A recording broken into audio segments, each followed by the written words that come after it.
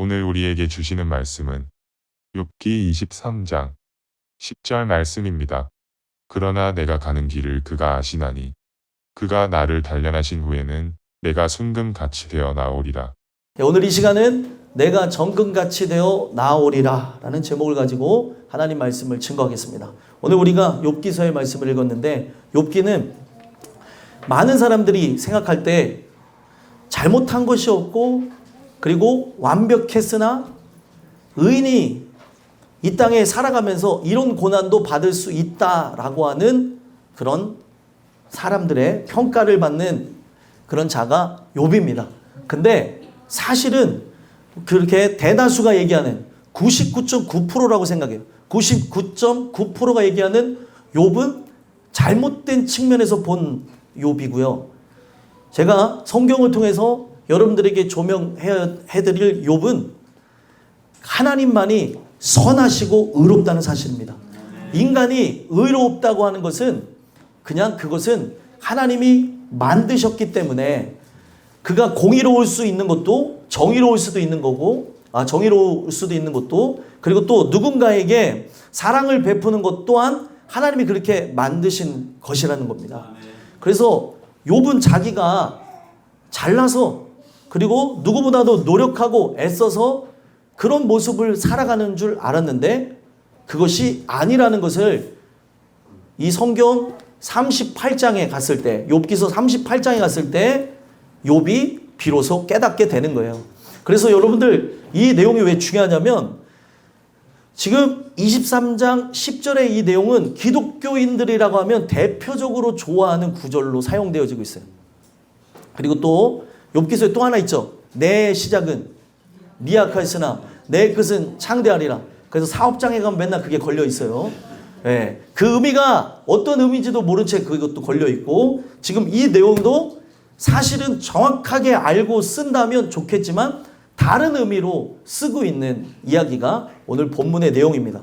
그래서 이 내용을 여러분들이 잘 들으시면 어떻게 보면은 대한민국의 99.9% 그리고 전 세계 많은 사람들이 대다수가 잘못 알고 있는 이 부분을 0.1%에 속한 여러분들이 제대로 알고 이야기할 수 있는 기회를 얻게 되는 거예요. 그래서 이런 부분들을 우리가 알게 되어진다는 거에 되게 자부심을 느끼고 감사했으면 좋겠고, 하나님은 목적이 딱 하나예요. 인간의 의를 꺾으시는 겁니다. 욥이라고 하는 존재는 굉장히 의로운 존재예요. 그 의로운 존재인 욥이 어떻게 해서 변화하게 되는지를 오늘 말씀을 통해서 봤으면 좋겠습니다. 그래서 제일 중요한 게 보편적으로 알고 있는 이야기부터 살펴봐야겠죠. 보편적으로 사람들이 알고 있는 바로 23장 10절의 내용은 내가 가는 길을 그가 더 잘 아시나니, 옛날에는 그가 더 잘 아시나니라고 이렇게 번역됐었죠. 근데 이게 그가 아시나니로 바뀌었어요. 그래서 옛날 그 번역본에 의해서 사람들은 내가 걸어가는 길은 잘 알지 못하고 지금도 환난이 있고 역경이 있고 고통이 있지만 나보다 나를 더 잘 아시는 그 하나님이 나를 어디로 인도해 가실 거라는 거예요? 아름다운 길로 인도하실 것이다. 나를 잘 아시는 목자 되신 하나님이 그렇게 인도해 갈 거다라고 하는 측면에서 많은 사람들이 그렇게 사용을 합니다. 내 가는 길. 나는 잘 모르지만 그분은 잘 아신다. 이런 측면으로 사용하죠. 보통 기독교인들이. 그리고 지금 맞는 이 환난, 역경, 고난을 어떻게 표현해요? 단련하신다고 얘기해요. 그래서 이거를 또 기독교인들이 자주 쓰고 고상하게 만든 용어가 뭐예요? 연단이라고 얘기합니다. 연단의 과정이 필요해. 그 연단이라고 하는 그 말의 대표적인 그 형용이 여기서 나오게 된 거예요. 단련하신 후에. 하나님께서 우리를 불순물을 다 제거하고 그리고 나라고 하는 존재가 많은 사람 앞에 짠 하고 드러나기까지 단련하실 것이다. 그래서 단련이라고 하는 거는 어떤 의미가 있는 겁니까? 재련의 의미가 있어요. 용광로에 넣어서 불순물들은 다 태워버리고 뭐만 남기는 거예요? 순금만 남기는 거죠. 그렇기 때문에 순금이 되어져가는 과정이 있기에 나는 아프다, 나는 괴롭다, 그러나 견뎌야 된다. 이게 바로 순금이 되는 과정이다 라고 생각하면서 이 단련이라는 단어를 가져간다는 겁니다.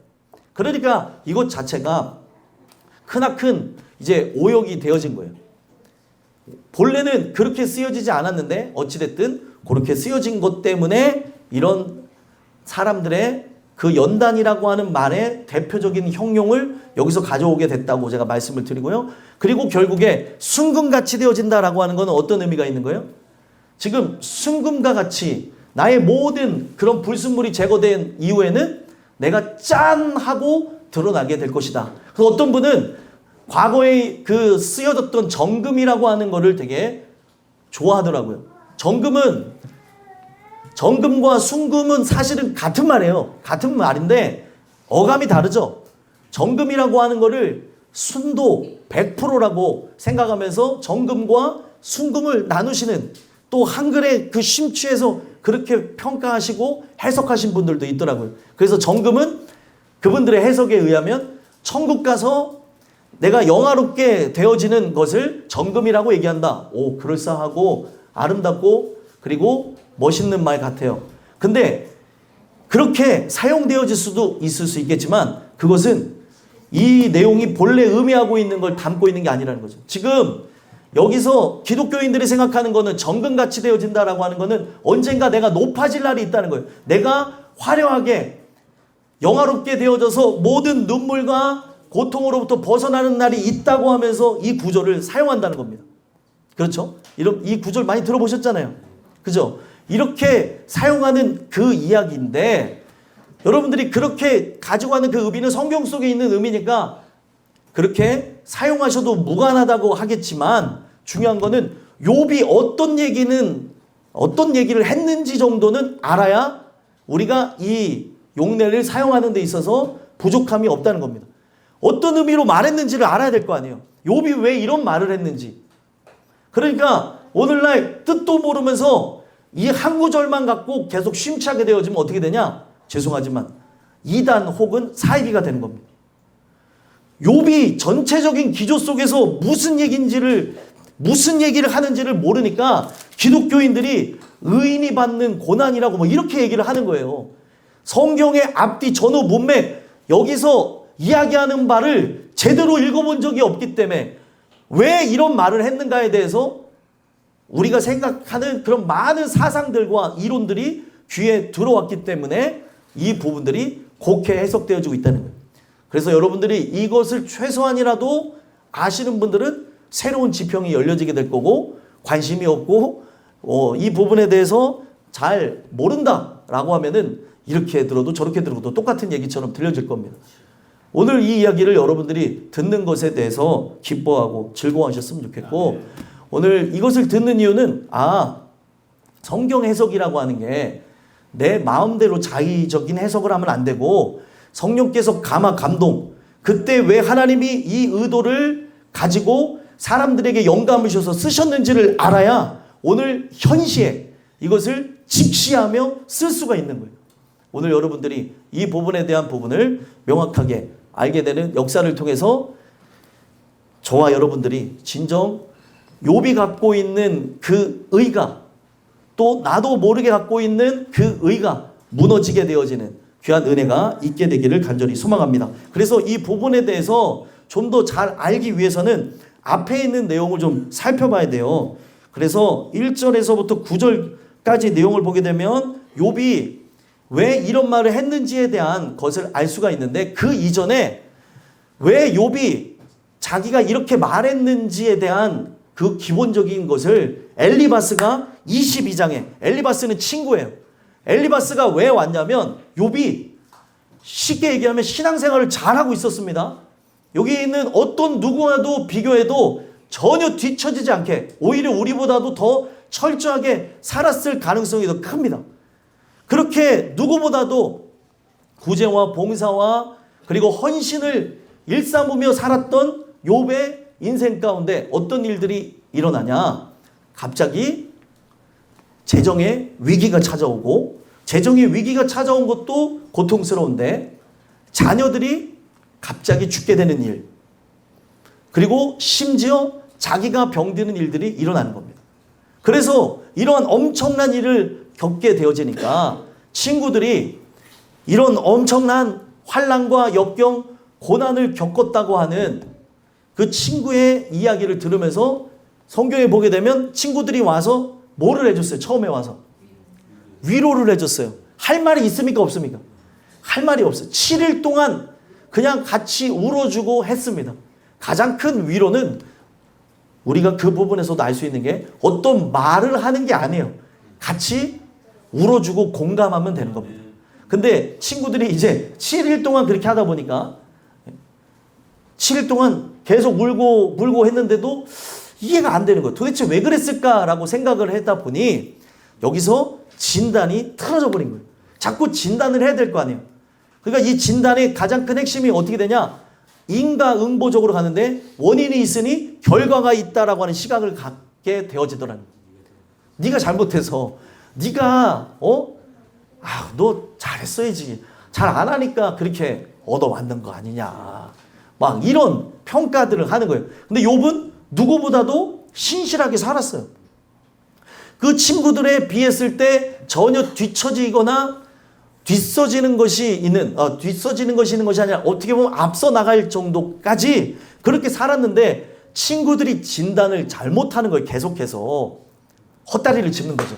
헛다리를 자꾸 짚으니까 이게 어떻게 되는 거예요? 인간이 이 말을 들으니까 분노가 올라오는 거예요. 자꾸 다른 소리를 하니까. 그래서 앞전에 잘못된 말을 하게 되어지는데 어떤 얘기를 하냐면 엘리바스가 욥의 신앙을 굉장히 저평가합니다. 저평가하면서 어린아이 다루듯이 그렇게 하다 보니 욥 안에 꽁꽁 감춰졌던 의가 튀어나오게 되는 거예요. 하나님은 의도적으로 그렇게 답답한 친구도 주신 이유가 그런 데에 있는 거예요. 왜 말이 안 통하게 하는가? 왜 이런 사람을 만나게 했을까? 이런 사람들과 대화하고 이렇게 하면서 많은 것들을 깨닫고 체험하고 하나님의 그 진리의 도로 나아가라고 어떨 때는 벽에다 대고 얘기하는 사람들도 만나게 하게 하시는 이유가 하나님의 심정을 깨닫게 하기 위해서 역으로 나라고 하는 존재가 누군가에게는 벽이 될 수 있다고 하는 그런 유연한 마음을 갖게 하기 위해서 사람들을 만나게 하신다는 거예요. 저는요, 제가 생각한 거에 대해서 하나님이 만약에 이거다라고 만약에 저에게 주시잖아요. 저의 장점은 절대로 이 부분에 대해서 굽히는 것이 없습니다. 그러나 단점은 뭐겠어요? 절대로 굽히지 않다 보니까 이 부분에 대해서 상처받는 사람들이 있을 수 있죠. 그게 누구든지 간에. 왜냐하면 이 말씀이 그러하다고 믿기 때문에 타협하고 싶은 생각도 없고 그걸 봐주고 싶은 생각도 없어요. 그런 것 때문에 상처받거나 어떻게 보면은 그게 최대 단점이다 보니 상처를 안 드리려고 하지만 드리게 되는 경우가 있어요. 왜냐하면 어떤 부분에 대해서 이렇게 할 수도 있지 않습니까? 라고 할 때 성경이 얘기하는 답변이 그럴 수 없다 그러면 그럴 수 없다고 얘기하는 그것에 의해서 대화가 단절될 때가 있는 그런 저의 연약함도 있다는 겁니다. 많이 유연해지려고 노력해요. 그런데 유연해지더라도 제일 중요한 건 하나님의 말씀은 변개할 수가 없습니다. 그러니까 그런 것이 우리 목사님이 좋은 기질을 타고났다고 생각을 하고 저를 긍휼히 여겨주셨으면 좋겠어요. 긍휼히 감사합니다. 너무 이게 감사하게 들리는 이 아멘이 오늘따라 더 이렇게 기쁘게 들리는 그렇게 생각해 주면 얼마나 좋아요. 근데 목사님은 왜 말을 저렇게 하지? 이렇게 하면은 서로가 이게 속상한 일이거든요. 어찌됐든요. 이 욥이라고 하는 그 존재의 신앙을 저평가하는 것 때문에 욥이 자기 의가 이제 숨겨놨던 의가 튀어나오는데 이 친구들이 진단을 잘못한 거예요. 그러니까 의사가 진단을 잘못하면 심지어 사람이 죽을 수도 있잖아요. 수술하지 않아야 될 사람을 수술하게 되는 것으로 개복한 것으로 뭐 예를 들면 옛날에 어른들 그런 얘기 하잖아요. 저 암이 저렇게 많이 퍼졌는데 개복하지 않았으면 살았을 텐데 개복한 것 때문에 암이 쫙 퍼졌대. 이거는 반은 맞고 반은 틀린 얘기입니다. 그리고 어쩌면 완전히 틀린 얘기일 수도 있는 거예요. 그렇죠? 근데 개복해가지고 뭐 퍼졌다 뭐 이런 얘기들을 의사보다도 더 확신을 갖고 얘기할 때가 있다는 거예요. 중요한 거는 엘리바스의 그 진단이 그런 문제가 있었다는 겁니다. 이 문제가 심각했기 때문에 욥이 저 시면에 눌러놨던 자기의가 통 하고 계속 눌리니까 용수철을 누르면 어떻게 돼요? 언젠가 더 튀어오를 때가 있잖아요. 튀어오르게 된 거예요. 그래서 어떻게 그가 진단을 했냐면은 여기 보면은 하나님 입에서 교훈을 받고 하나님의 말씀을 내 마음에 두라 막 이렇게 얘기하면서 만일 22장 23절에 보면 내가 만일 전능자에게로 돌아가면, 아니 전능자 안에서 살아가고 있다니까요. 전능자에게로 돌아가면 내가 지음을 받을 것이며 또 내 장막에서 불의를 멀리하리라. 아니 불의를 저지른 적이 없다니까요. 그러니까 진단을 잘못하면서 아주 어떤 식으로 보냐면 세속적인 인물로 바라봅니다. 24절 25절 한번 여기에 화면을 보시고 크게 읽어보겠습니다. 24절 25절 읽겠습니다. 시작.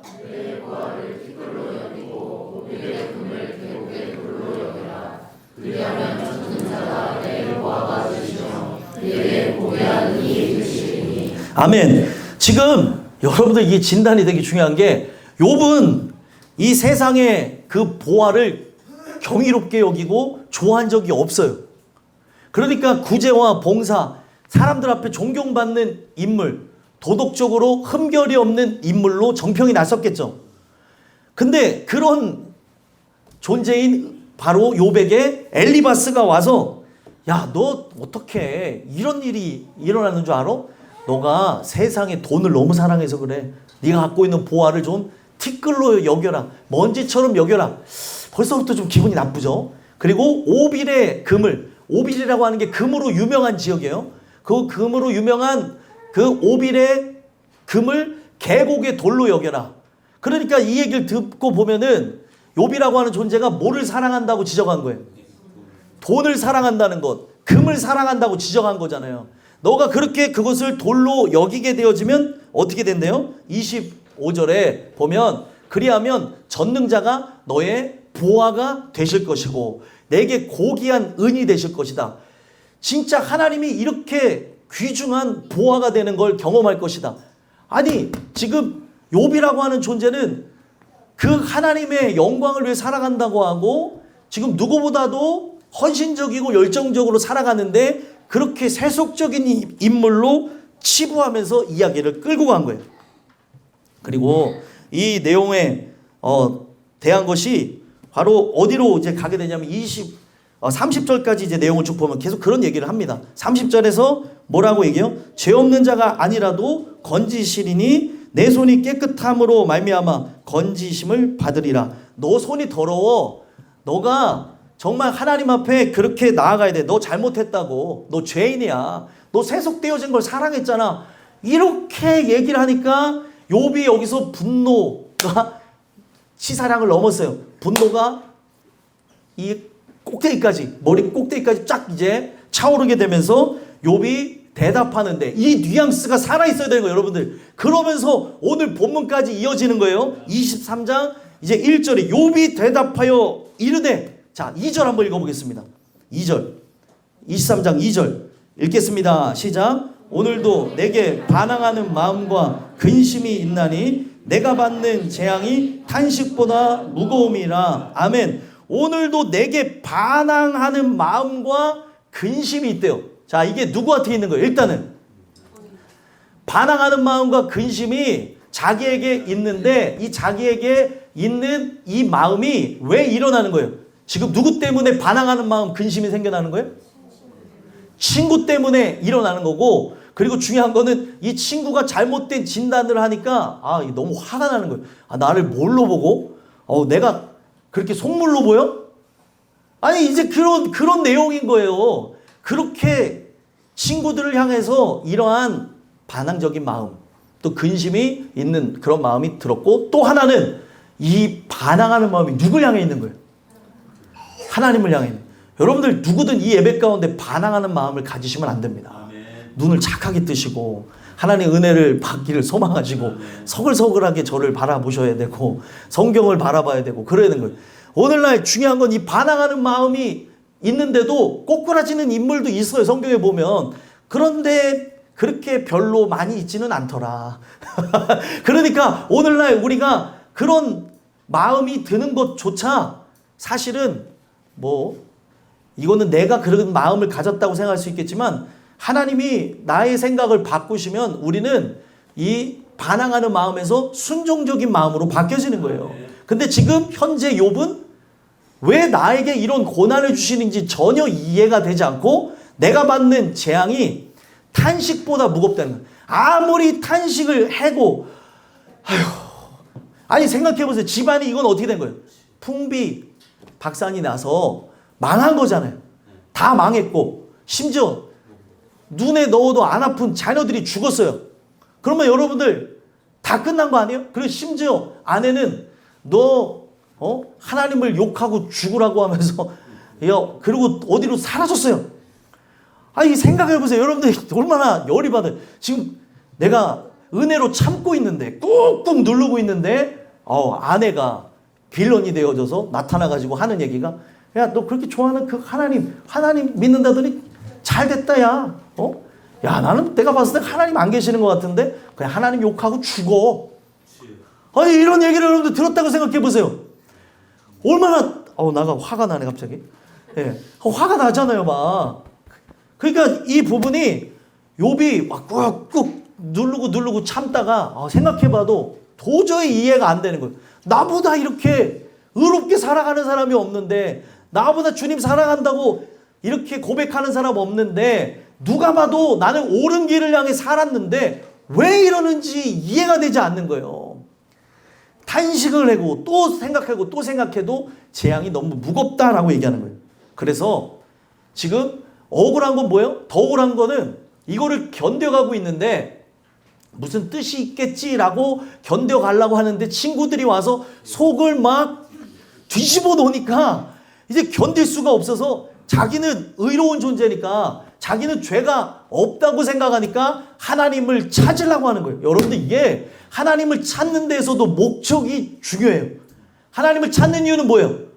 우리가 바로 구원받기 위해서 하나님의 그 긍휼을 받기 위해서 하나님을 찾는 거죠. 근데 지금 욥이 하나님을 찾는 이유는 하나님 앞에 따지려고 자기의 정당함과 합당성을 많은 사람들 앞에 증명해 줄 분은 하나님밖에 없으니까 하나님을 찾는다고 얘기하는 거예요. 목적이 발라야 되는 거예요.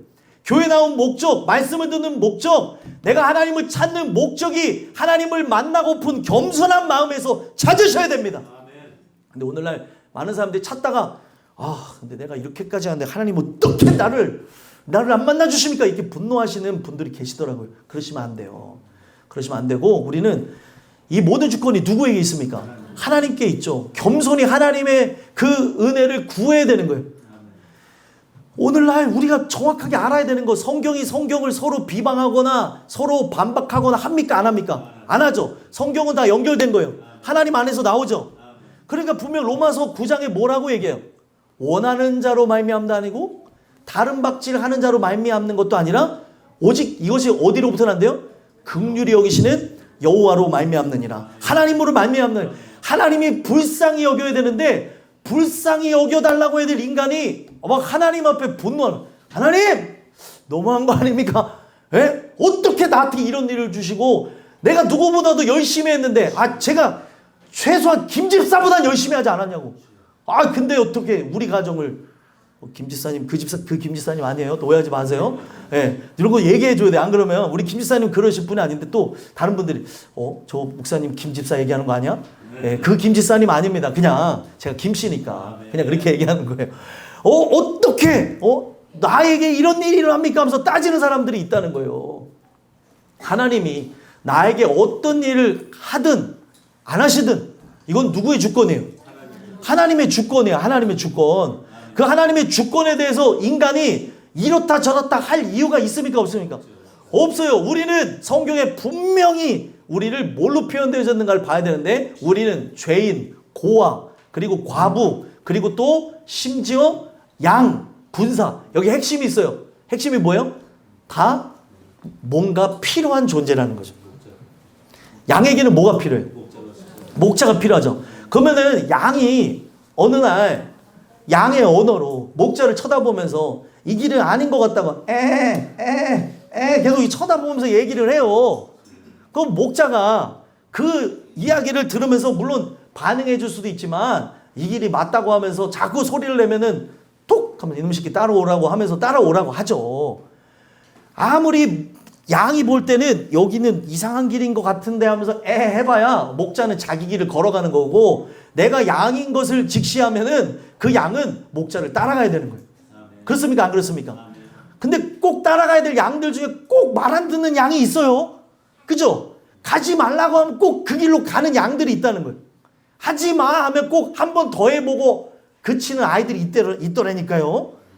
하지 마 하면 한 번 더 그러고 하면서 또 한 대 맞으면서 또 안 하는 그런 친구들이 있더라고요. 제가 그랬어요. 제가 아버지가 하지 말라면 꼭 한 번 더 하고 한 대 맞은 다음에 안 합니다. 그러니까 아버지가 하는 얘기가, 안 받고 잘하면 안 되겠니?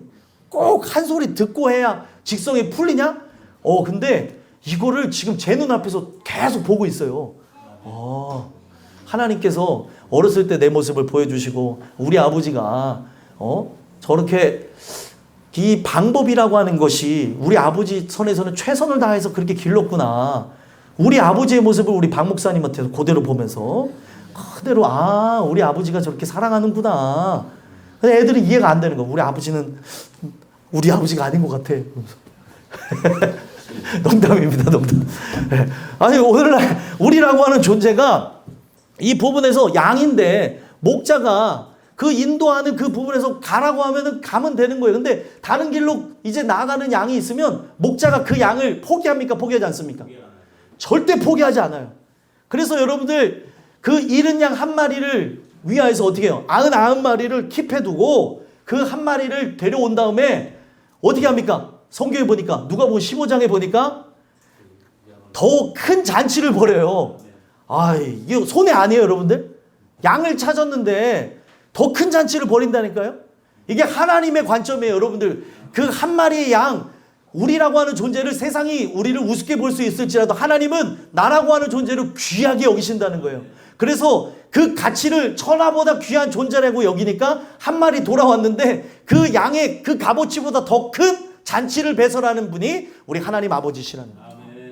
하나님의 놀라운 사랑을 볼 수 있는 거죠. 어찌됐든 그렇게 해서 지금 하나님을 향해서 이렇게 반항하는 욥의 마음이 있고요. 그래서 하나님을 찾는다고 하는데 어떻게 찾는가 한번 볼까요? 3절 한번 읽어보겠습니다. 읽겠습니다. 시작. 내가 어찌하면, 아멘. 지금 어찌하면 하나님을 발견하고 그 처소에 나아가나요? 왜 그런 것 같아요? 하나님을 발견해야 될 이유가 자기의 정당성이에요. 자기는 의로운 존재로 살았다는 것 때문에 이 억울함을 풀기 위해서 사람들에게, 이 동네 사람들에게 저의 신실함을 말해 주십시오, 이런 차원으로 하나님을 찾고 있는 거라는 거죠. 그러다 못해 어떻게 합니까? 그 처소에 나아가랴 라고 하면서 우리 다음 구절 한번 읽어보겠습니다. 4절 5절 한번 읽어보겠습니다. 시작. 어찌하면 그 앞에서 내가 호소하며 변론할 말을 내 입에 채우고 하시는 말씀을 내가 알며 내게 이르시는 것을 내가 깨달으랴. 아멘. 여기 보게 되면 어찌하면 그 앞에서 내가 호소하며, 호소하는 게 뭐예요? 하나님, 저 믿음 없는 것들이 나를 지금 조롱하고 있습니다. 친구라고 하는 이름으로 찾아와서 처음에 위로하는가 싶더니 저를 정죄하고 있습니다 라고 하면서 호소하고 싶고, 그리고 하나님 앞에 자기가 진짜 의롭다고 하는 그것을 하나님께서 내 입에 줬기 때문에, 변론할 말을 내 입에 채웠기 때문에 내가 하나님 앞에 얘기하는 것으로 바로 대답하시는 말씀을 내가 알고 내게 이르는 것을 내가 깨달으리라. 지금 이 모든 부분에 대해서 하나님 앞에 그렇게 얘기하면서 내 모든 정당성을 인정받겠다는 겁니다. 그랬을 때 놀라운 거죠. 여러분들, 이게 제 얘기를 듣고 보니까 욥이 어떤 의미로 말했는지 좀 이해가 되시죠? 그러면서 이제 6절 보시면 6절 더 큰 이야기를 합니다. 6절 읽어보겠습니다. 시작. 그가 큰 권능을 가지시고 나와 더불어 다투시겠느냐? 아니로다. 도리어 내 말을 들으시리라. 아멘. 여러분들, 이게 진짜 이거 이렇게 보니까 보이지 않아요, 이제? 큰 권능을 가지고 계신 그 하나님, 그 놀라운 주권을 가지시니까 자기하고 더불어 다투실 리가 없다는 거예요. 왜 다투실 리가 없어요? 욥이라고 하는 존재는 굉장히 의롭다는 거죠. 하나님이 증명하는 존재라고 하는 것이기 때문에 바로 하나님이, 그 힘이 쓰신 하나님이 나와 의견이 다르다고 이 법정에서 서로 변론하면서 싸울 이유가 없다는 거예요. 오히려 나의 정당성에 대해서 호소하는 내 얘기를 어떻게 한다는 거예요? 들으실 걸. 이게 엄청나게 여러분들 오만한 얘기를 하는 건데 사람들은 이거를 안 보는 거예요.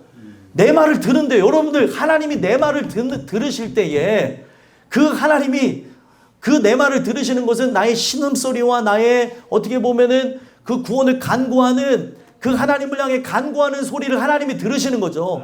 내가 그 하나님 앞에 하소연하는 거 하나님이 들으시는 하나님이에요? 아니에요? 예?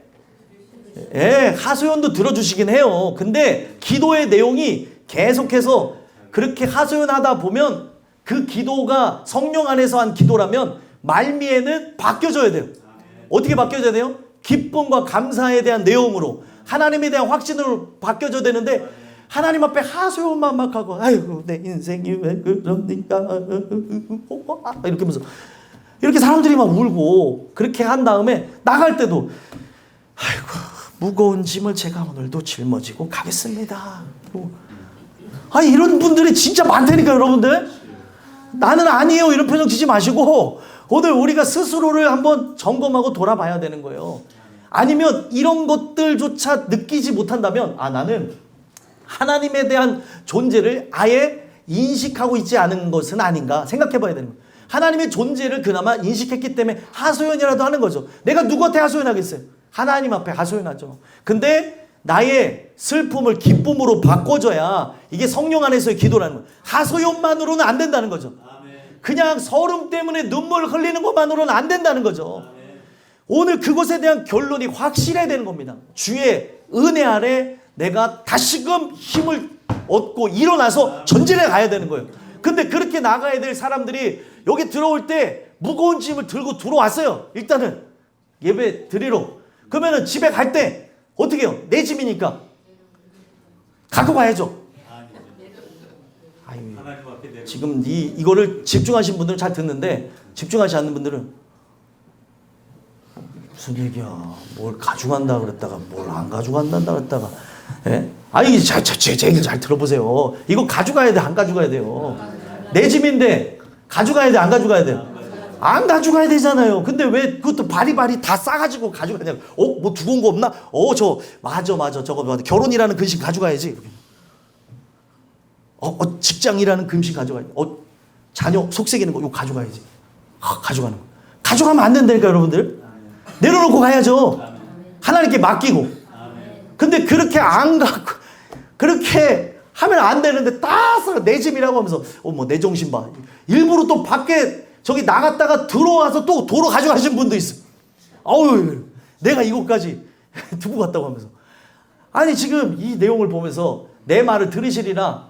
이 결론이 잘 나야 되는데 어찌됐든 이게 하나의 긴 기도이기도 해요. 그래서 욥이 갖고 있는 잘못된 시각을 결국에 하나님이 바꿔주시기는 하는 거죠. 근데 이 바꿔주실 때에 욥이 갖고 있는 이 생각이 얼마나 무섭고 두려운 생각인지를 알고 해야 되는데 오늘날 많은 사람들이 그런 생각조차 없이 그 하나님을 마치 종부리듯 하고 하나님의 은혜로 살기를 원치도 않으면서 하나님 앞에 맨날 원망하고 따지는 거예요. 아니 지금 내 삶에 일어난 일들이 어찌 보면 나의 죄에 대한 결과일 수도 있고 또 지금 이 부분에서 꼭 죄는 아니겠지만 내가 가지고 있는 의를 깨부수기 위해서 오늘날 우리가 이러한 것들을 맞이할 수 있다는 걸 가르쳐주고 있는데 자기가 정당하다고 하는 그 생각에서만 이 내용을 보다 보니 하나님 앞에 불만과 불평과 원망을 갖는 거예요. 어떻게 하나님 나한테 이룰 수 있냐? 어떻게 하나님 나한테 이룰 수 있습니까? 라는 말 자체가 사실은 성립이 되지 않습니다. 그런 말을 쓰면 안 돼요. 근데 그런 말을 굉장히 많이 해요, 사람들. 한숨을 왜 쉬어요? 내 인생이 지금 원치 않는 길을 걸어가니까 한숨을 쉬는 거예요. 그래서 이런 것 때문에 찬양에도 나오잖아요. 나의 한숨을 바꾸셨네. 근데 한숨이라고 하는 거는 멸망하는 사람들의 특징이 한숨을 쉬는 거래요. 멸망받는 사람들이. 오늘날 우리는 한숨을 쉬는 것이 아니라 우리의 호흡이 있는 동안 이 호흡이 있는 동안 어떻게 해야 돼요? 찬양하고 또 뭐예요? 기도하고 또 뭐예요? 전도하고 또 말씀 읽고 얼마나 좋아요. 호흡 있는 동안 좋지요? 예. 그렇게 가야 되는 거예요, 오늘날. 근데 오늘날 이 부분이 지금 도리어 내 말을 들으시리라 하면서 뭐라고 결론을 맺어요? 7절 한번 읽어보겠습니다. 읽겠습니다. 시작. 거기서는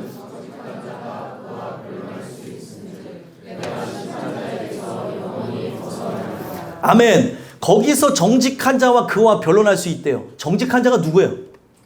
욥이에요. 욥 자신이 정직하다고 얘기하면서 하나님하고 시시비비를 자기는 가릴 수 있다는 거예요. 그래서 지금 심판자에서 영원히 벗어나리라. 이 심판자가 두 종류가 있죠.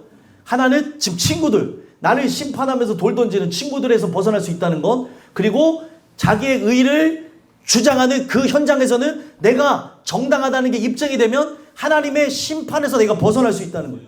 그러니까 욥이 이거 천인공노할 말을 하고 있는데 사람들이 욥을 보십시오.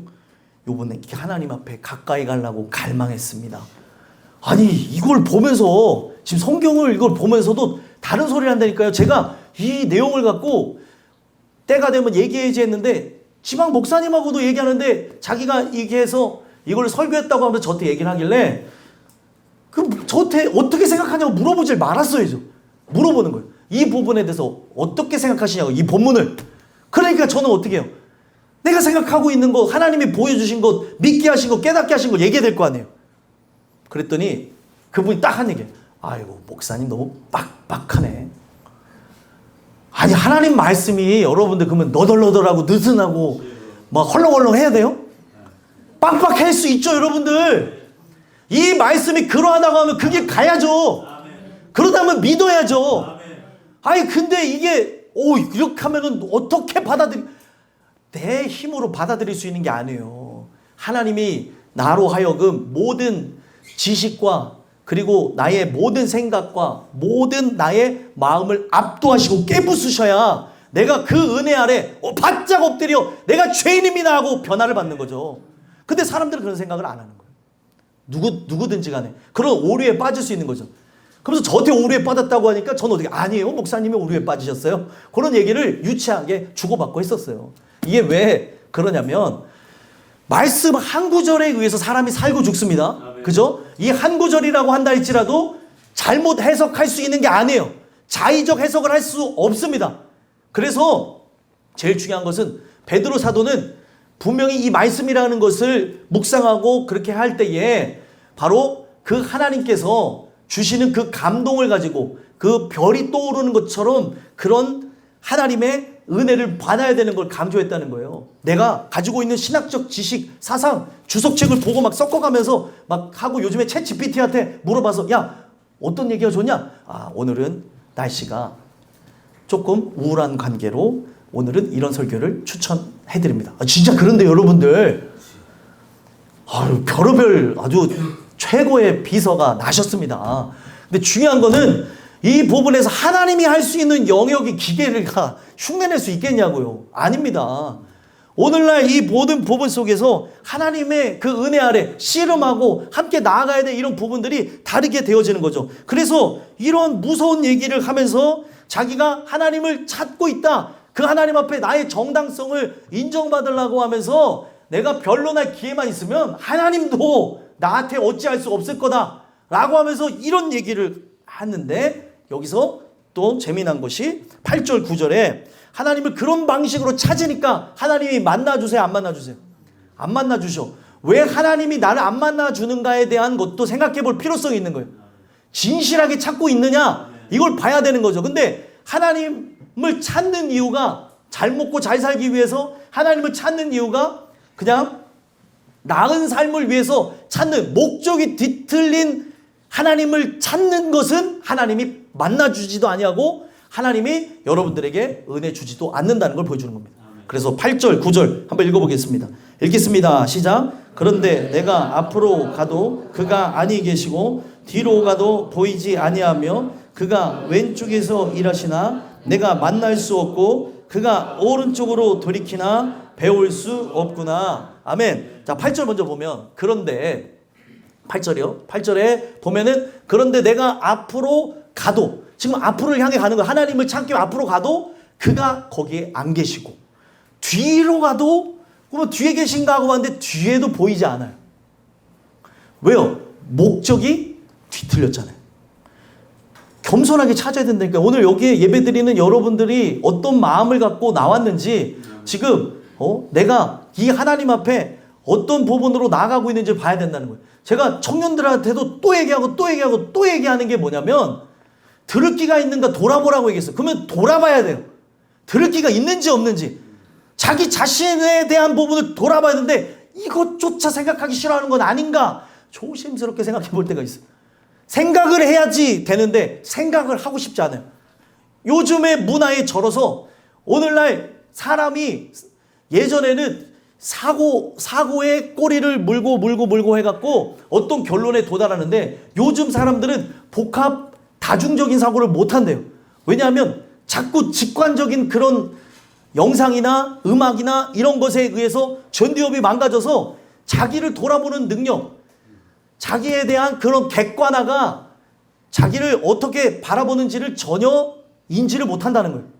그러니까 이 얘기를 듣고도 너는 떠들어라, 너는 말해라, 그래도 난 내 길을 간다 이렇게 되는 거예요.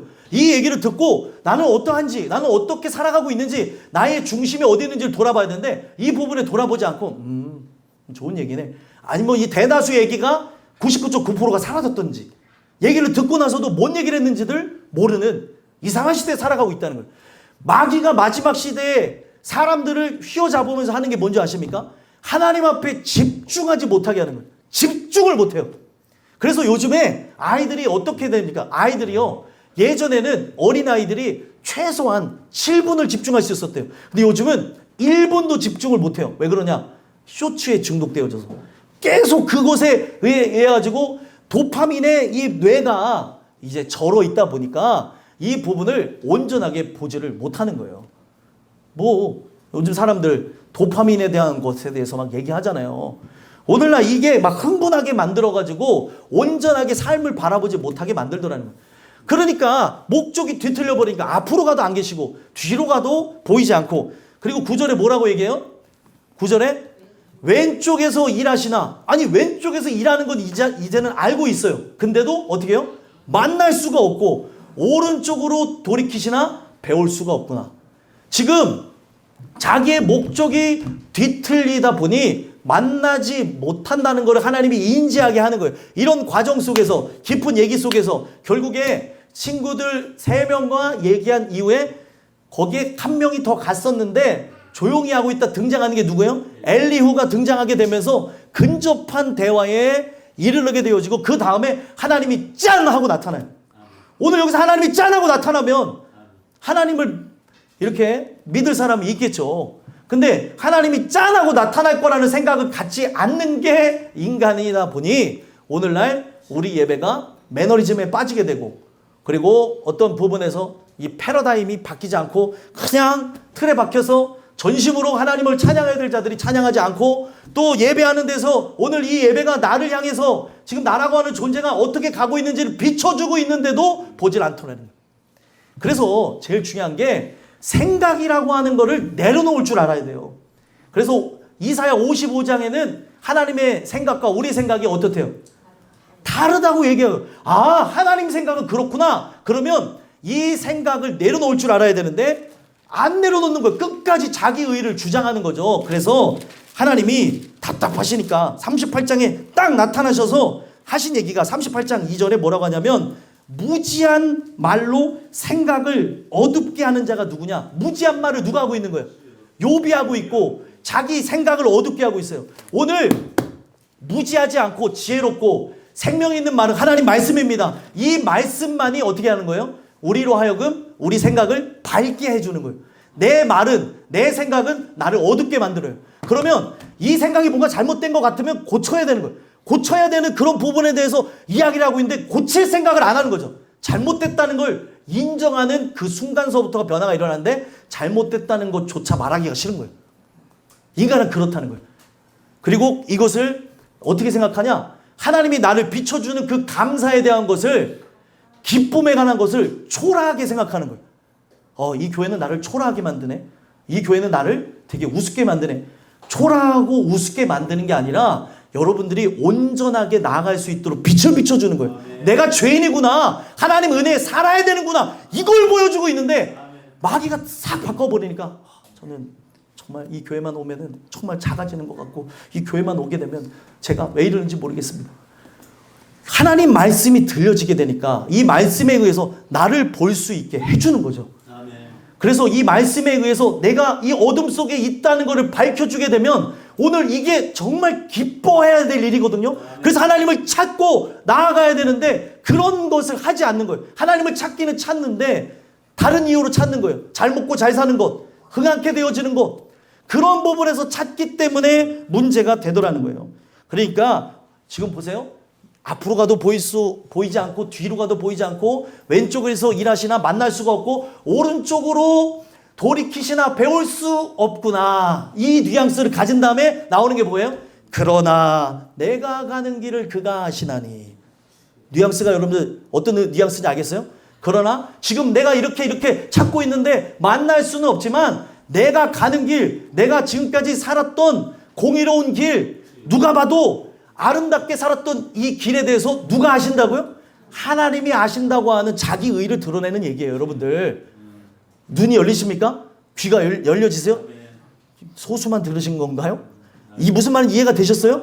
지금 이 말이 그런 말이라고요. 근데 한샘 국어가 안 되니까 이 부분에 대해서 정확한 내용을 보지 않고 요거만 편집적으로 가지게 되니까 수많은 이만희가 교회에 있고 수많은 안상홍이 있고 수많은 장길자들이 있더라는 거예요, 여러분들. 되게 무서운 겁니다. 이 말씀에 대해서 어떠한 건지 두려워하면서 찾아보지도 않고 그냥 내가 갖고 있는 이론과 사상을 갖고 그냥 누군가 유명한 사람이 얘기했으니까 그런 거 아니냐라고 이런 식으로 얘기하는 거예요. 저는 무명입니다. 이런 얘기하잖아요. 엄청나게 물고 뜯고 막 달겨들 겁니다. 너가 뭘 한다고 얘기해. 저 실제로 많이 들은 얘기예요. 당신이 뭐 라이센스가 있습니까? 뭐가 교수예요? 아니요, 교수도 아니에요. 아무것도 없어요. 아무것도 없어요. 그냥 그저 부족한 죄인입니다. 그러니까 근데 뭘 이렇게 알면 얼마나 안다고 뭘 안다고 이렇게 떠드냐고. 여러분들 제가 이런 얘기를 드리는 거는 제 하소연을 드리는 게 아니라 지금 욥이 이런 과정이 있었기 때문에 하나님께서 그 고난 가운데 넣으신 거예요. 이유가 없는 고난은 없습니다. 이유가 있어서 넣으신 거죠. 근데 다만 인간이 왜 몰라요? 존재론적으로 달라요. 하나님은 하늘이시고 나는 땅인데 땅이 어떻게 하늘을 이해하겠어요? 그러면 하나님을 의지해야 될 게 우리의 몫인데 의지하고 나가야 될 사람들이 불평하고 불만하고 찾아야 될 사람들이 찾지 아니하고 썩어질 것들을 찾고 그 바깥 길을 향해서 나아가니 이걸 어떻게 하겠냐는 거예요. 그래서 나의 길을 그가 아시나니 내가 이렇게 정의롭고 그리고 결백함에 대해서 하나님은 다 아시지 않습니까? 그래서 그가 나를 단련하신 후 이게 오역이에요. 그가 나를 테스트하신 후에는 시험해 보신 이후에는 그러니까 테스트, OR, 트라이 아니 오늘날 하나님께서 이 부분 속에서 나라고 하는 존재에 대해서 시금을 해본다는 거예요. 내가 진짜인지 가짜인지 지금 그런 표현을 쓰고 있는 거예요. 여러분들 다른 얘기가 된 거죠. 예? 그러니까 이 다른 얘기를 해봤을 때 그러니까 원래 원어는 하나님께서 나를 시금해보면 나는 어떤 거라고 판명을 한다는 거예요? 불순물이 없는 나는 순금입니다. 이 표현을 하는 거예요. 근데 그거를 바꿔갖고 이것을 뭘로 했어요? 트레이닝으로 바꾼 거죠. 그러니까 트레이닝이라고 생각을 하니까 하나님이 연단 과정에 넣었어. 지금은 어렵고 고통스럽고 괴롭지만 나의 의가 어디에 있는지를 돌아봐야 되는데 의를 돌아볼 사람들이 어떻게 생각해요? 이 말씀에 대한 오역 때문에 하나님이 지금 나를 고난 속에 넣으셨어. 그렇게 견디면 내가 순금같이 짠 하고 이렇게 드러낼 날이 있을 거야. 세상 나 무시했지? 나중에 내가 얼마나 대단한 사람인지 알게 될 거야. 막 이렇게 해석해 버렸다는 거예요. 지금 여러분들 여기에 지금 순금같이 되어진다고 하는 이 표현 자체는 다른 게 아니라 나라고 하는 존재는 이 순금이라고 하는 걸 이렇게 나는 불순물이 없는 존재라는 걸 얘기한 건데 이 말도 소름 돋는 거 다시 하나만 짚어드리면 뭐가 나와요? 왜 순금이라고 하는 말이 나오게 된 거예요? 아까 전에 22장 24절 25절에 보게 되면 여기서 세속적인 그런 부분이 있다고 하면서 무시를 당했죠. 예? 24절 25절 22장 예? 틀어주십시오. 거기 보면 보화를 티끌로 여기고 오빌의 금을 계곡의 돌로 여기라. 그러면서 전능자가 내 보화가 되시고 내게 고귀한 은이 되신다. 이렇게 얘기하니까 이 말이 어떻게 된 거예요? 빈정이 상한 거예요. 그러니까 너네가 나를 볼 때 이렇게 우습게 보이느냐? 나는 전능자가 보화가 된 것뿐만이 아니라 나는 어떤 존재라는 거예요? 아까 은을 얘기했잖아요. 은을 얘기했으니까 나는 전능자 앞에 뭐라는 거예요? 순금이라는 얘기를 하는 거예요, 여러분들. 아니, 어떻게 인간이 이런 얘기를 할 수 있냐는 거예요, 여러분들.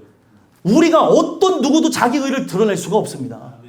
아무리 내가 지금 충성스러운 종이 되어졌을지라도, 내가 헌신하며 살아간다 할지라도 내 의로 구원을 얻을 수 있는 게 아니에요. 내 열심으로. 그래서 결국에 하나님께서는 이 의를 갖고는 욥이 구원을 받을 수가 있어요, 없어요? 없기 때문에 계속되어지는 이 친구들과의 이야기 속에서 엘리야가 전한 복음을 통해 어떻게 되는 거예요? 복음에는 하나님의 의가 나타나서 믿음에서 믿음에 이르게 하나니 오직 의는 믿음으로 말미암아 살리라. 하나님의 믿음만으로, 하나님의 의로만 산다는 거예요. 내 열심, 내가 갖고 있는 결단, 내가 이렇게 하는 봉사 활동으로 사는 게 아니라는 거예요. 여러분, 이게 되게 중요한 건데 이 부분 속에서 살펴봐야 되는 게 이런 내용을 정말 듣는다는 걸 좀 기뻐하시고 감사했으면 좋겠어요. 제가 전달해서가 아니라 이 내용은 여러분들 기독교 역사에서 꼭 다시금 재해석돼야 될 내용 중에 하나인데 이거를 잘못 해석하게 되니까 앞에서와 뒤에서 얘기가 다르고, 제가 심지어 믿음이 없는 지금 은혜를 떠나간 제 친구한테 들은 얘기인데, 자기는 욥기를 읽다가 교회를 버렸대요. 욥기를 읽다 왜 교회를 버렸냐? 라고 했더니, 아니 전에 망해서 자녀도 죽었고 와이프도 떠났는데 나중에 성경에 보니까 뭐가 나와요? 자녀를 더 많이 낳고 재산도 증식되어지고 그렇게 되어진 것으로 이 결론을 맺는데, 사람들이 이 설교하는 걸 들었는데 이게 복이라고 하더라. 내 사랑하는 아내가 없는데, 내 자녀가 없는데 돈이 많아진들 이걸 복이라고 할 수 있느냐? 아니죠. 그래서 제가 그걸 대해서 얘기를 하려고 했더니 그 다음에는 안 듣더라고요. 자기 얘기만 하고. 그걸 안 다네요, 지금. 그래서 제가 이 부분 속에서 자, 생각해 보세요. 기복주의에 대한 것을 갖고 이걸 풀어내니까 결국에 하나님께서 이 모든 것을 더해준, 그를 이제 위로하는 차원에서 위로가 될 수는 없겠지만 그 뒤에 하나님께서 이 모든 걸 더해준 그런 부분에 대한 얘기도 나온 건데, 제일 중요한 복을 받은 것으로 사람들이 그 전에 대한 진정한 복에 대한 얘기가 삭제되니까 그냥 진정한 복이 뭐가 되는 거예요? 재산이 증식되어지고 죽었던 자녀는 돌아오지도 않는데 자녀를 2배로 더 낳는 거고, 그리고 뭐 살아가는 삶 속에서 살림살이가 나아지는 정도? 이런 측면에서 예수를 믿는다고 한다면 예수를 믿을 이유가 없는 겁니다. 그래서 여러분들 오늘날 이 말씀을 정리하면서 생각해 봐야 되는 건 뭐냐면, 내가 믿음으로 살았는데, 정말 은혜로 살아가는데 여러분들 환난을 맞이할 수 있나요, 없나요? 있죠. 그럼 환난을 맞이하는 데에서는 2가지 종류가 있는 거예요. 이 고난을 통해서 실제로 연단하는 과정도 있고요. 또 이 고난을 통해서 정말 내가 잘 알지 못하는 내 심연에 있는 의를 깨부수시기 위해서 고난을 주실 수 있다는 겁니다. 그것이 무너져야 결국에 귀로만 들었던 하나님을 눈으로 배우는 거죠. 그래서 나중에 이 부분 속에서 욥이 회개했대요, 안 했대요? 회개를 했다고 합니다. 여기 보면 중요한 부분에서 무지한 말로 이치를 따지면서 자기의 생각을 어둡게 한다고도 얘기하고, 주님이 그 38장에 나타나셔서 하나님이 얘기하시다가 욥에게 여러 얘기를 하는데, 욥에게 뭐라고 하냐면 40장 2절에는 트집 잡는 자가 전능자와 다투겠느냐? 하나님을 탓하는 자 대답할지라. 하나님을 탓하고 살고 있는 거 욥이 하나님을 트집을 잡고 있어요. 오늘날 우리는 그 하나님이 하시는 모든 게 선하다는 거죠. 하나님이 그래서 제일 중요한 게 촌철살인이라고 핵심을 콱 찔러버린 거예요. 그래갖고 40장 여기에 4절에 보게 되면, 보소서 나는 비쳐나오니 무엇이나 주께서 대답하리까 손으로 입을 가릴, 할 말이 있어요, 없어요? 할 말이 없어지는 거예요. 이 모든 게 하나님이 그냥 그렇게 만들어서라고 하니 내가 드러낼 게 없는 거예요. 내가 조금 더 다른 사람보다 재능이 있어요. 내가 조금 더 다른 사람들보다 자애로워요. 이거는 내가 좀 잘나서 내가 그렇게 희생해서인 줄 알았더니 하나님이 그렇게 나를 만드셨대요. 그러니까 굉장히 황당하게 된 거예요. 뭐지? 아, 이게 내 노력이 아니라고? 내가 이렇게 한 것이 아니라고? 하나님이 다 하셨다고? 그런 부분을 하게 되어지면 이 얘기를 들으면서 욥은 내가 내세울 게 아무것도 없구나. 나라고 하는 존재가 필요한 것은 창조주의 선택과 섭리밖에 없구나. 그래서 나에게 필요한 건 뭐예요? 긍휼밖에 없구나라는 결론이 나는 거예요. 긍휼. 이 긍휼을 받아야 사는 거죠. 그래서 결국에 귀로만 들었던 하나님을 눈으로 배운다고 하면서 회개한 역사가 일어나는 거예요. 오늘 이 말씀을 여러분들이 들으셨는데 단번에 이해하신 분도 있고 이게 무슨 얘기인가 하면서 잘 이해가 되지 않는다면 링크 여러분들 올려놨으니까 거기에서 이 말씀을 더 보시고 또 보시는 걸 통해서 우리 의가 완전히 바사지는 주시는 은혜 속에서 완전히 은혜 아래 세워지는 놀라운 역사가 있게 되기를 간절히 소망합니다. 기도하겠습니다.